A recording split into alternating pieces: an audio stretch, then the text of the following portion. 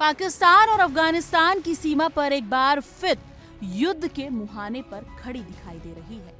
यानी कि अफगानिस्तान के स्पिन बोल्डक इलाके के पास देर रात अचानक भारी गोलीबारी शुरू हो गई, जिसने पूरे सीमावर्ती क्षेत्र को दहशत में डाल दिया।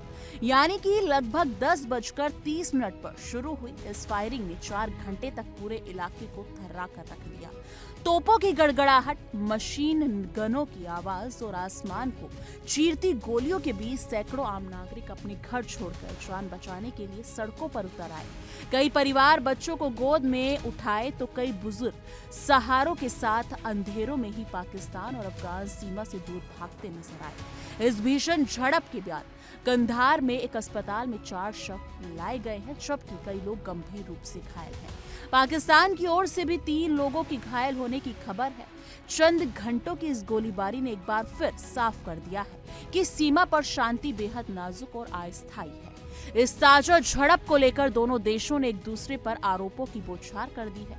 पाकिस्तान के प्रधानमंत्री शहबाज शरीफ के प्रवक्ता मोर्शफ जेदी ने आरोप लगाया है कि तालिबान की ओर से बिना किसी उकसावे के फायरिंग शुरू की गई, जिसके जवाब में पाकिस्तानी सेना ने तुरंत सख्त और प्रभावी कार्रवाई की। उन्होंने ये भी कहा कि पाकिस्तान अपनी सीमाओं की सुरक्षा और अपने नागरिकों की रक्षा के लिए पूरी तरह सतर्क है और किसी भी खतरे का मुंह तोड़ जवाब देने के लिए तैयार है। दूसरी ओर अफगान तालिबान सरकार ने पलटवार करते हुए कहा कि पाकिस्तान ने एक बार फिर निर्दोष अफगान नागरिकों पर हमला किया, जिससे उन्हें जवाब देने के लिए मजबूर होना पड़ा। तालिबान प्रशासन का आरोप है कि पाकिस्तानी सेना ने हल्के और भारी दोनों तरह के हथियारों से हमला किया और कई रिहायशी मकान मोर्टार फायरर से तबाह हो गए। जमीनी हालात बेहद डरावने हैं। स्पिन बोल्डक और उसके आसपास के इलाकों में रहने वाले लोग अपने घर बार छोड़कर सुरक्षित ठिकानों की ओर भागते दिखे।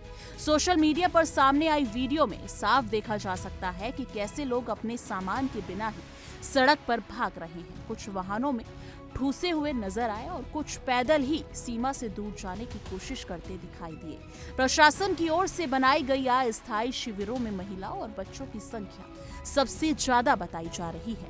कंधार में अस्पतालों पर अचानक घायलों का दबाव बढ़ गया। डॉक्टरों को रात भर ऑपरेशन करने पड़े और कई गंभीर घायलों को आईसीयू में भर्ती कराया गया। स्थानीय अधिकारियों ने इलाके में हाई अलर्ट घोषित कर दिया है। ये झड़प ऐसे वक्त पर हुई है जब दोनों देशों में महज 2 महीनों पहले ही कतर और तुर्की की मध्यस्थता से संघर्ष विराम यानी कि सीज फायर पर सहमति जताई थी। उस सीज फायर से पहले 1 हफ्ते से ज्यादा समय तक चली लड़ाई में दर्जनों लोगों की मौत हुई थी, जो 2021 में तालिबान के सत्ता में लौटने के बाद से अब तक की सबसे भयावह झड़प थी। हालांकि उस समझौते के बाद भी सीमा पर पूरी तरह शांति कभी बहाल नहीं हो पाई और छोटी छोटी मुठभेड़ें चलती रही। अब एक बार फिर ये संघर्ष इतने बड़े स्तर पर फूट पड़ा है, जिससे पूरे क्षेत्र में चिंता की लहर तोड़ गई है। इस पूरे विवाद की जड़ में आतंकवाद का वही पुराना मुद्दा है, जिसे लेकर पाकिस्तान और तालिबान सरकार आमने सामने है। पाकिस्तान का आरोप है कि अफगानिस्तान की धरती से पाकिस्तान विरोधी आतंकी संगठन खासकर तहरीके तालिबान पाकिस्तान यानी टीटीपी खुलेआम अपनी गतिविधियां चला रहा है और अफगान तालिबान अपनी गतिविधियां चला रहा है, लेकिन अफगान तालिबान उन्हें पनाह और समर्थन दे रहा है। पाकिस्तान के सुरक्षा सूत्रों के पिछले 1 साल में टीटीपी की पाकिस्तानी ठिकानों पर 600 से ज्यादा हमले किए गए हैं, जिनमें बड़ी संख्या में सैनिक और आम नागरिक मारे गए हैं। वहीं तालिबान सरकार इस आरोप को सिरे से खारिज करती है और पाकिस्तान पर उल्टा आरोप लगाती है कि वो अपनी आंतरिक सुरक्षा की नाकामियों का दोष अफगानिस्तान पर डाल रहा है और निर्दोष नागरिकों को निशाना बना रहा है। पिछले हफ्ते दोनों देशों के प्रतिनिधिमंडल सऊदी अरब में एक बार फिर बातचीत की मेज पर बैठे थे। ये शांति वार्ता का चौथा दौर था, जिसमें सीमा विवाद, आतंकवाद और द्विपक्षीय संबंधों पर चर्चा हुई, लेकिन किसी ठोस और स्थायी समझौते पर सहमति नहीं बन पाई।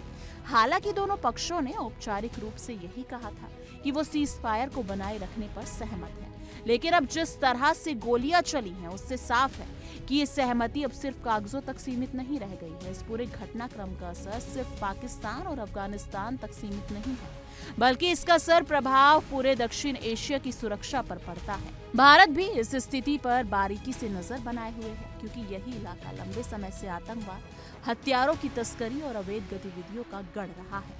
अगर ये टकराव और बढ़ता है तो इसका फायदा सीधे उन कट्टरपंथी नेटवर्कों को मिलेगा जो पूरे क्षेत्र की शांति के लिए सबसे बड़ा खतरा बना हुए हैं।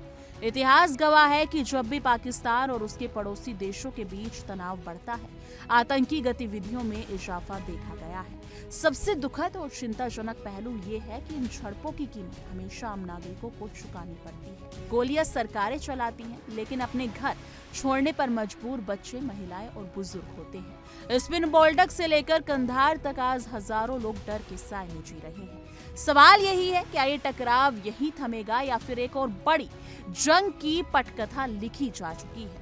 दुनिया की नजरें अब सीमा पर टिकी हैं, जहां हर गुजरती रात एक नई अनहोनी की आशंका लेकर आती है। लेकिन इस मुद्दे पर आपकी क्या राय है?